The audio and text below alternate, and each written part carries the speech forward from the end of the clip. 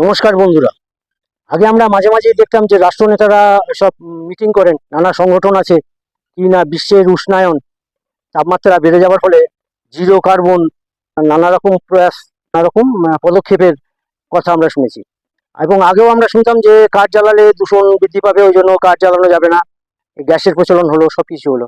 কিন্তু দেখুন, এই যে যুদ্ধ চলছে, এই যে মিসাইল এত, এর যে দূষণ, এই নিয়ে কোনো কথাবার্তা নেই এখন। তা কারুর কিছু করারও নেই, কারণ এগুলো সব বড় বড় দেশের ব্যাপার, যুদ্ধ লেগেছে, বিরোধ। তা এদিক থেকে দেখতে গেলে আমাদের বাঁচার উপায় বলতে গেলে একমাত্র হচ্ছে গাছ, পরিবেশকে রক্ষা করা।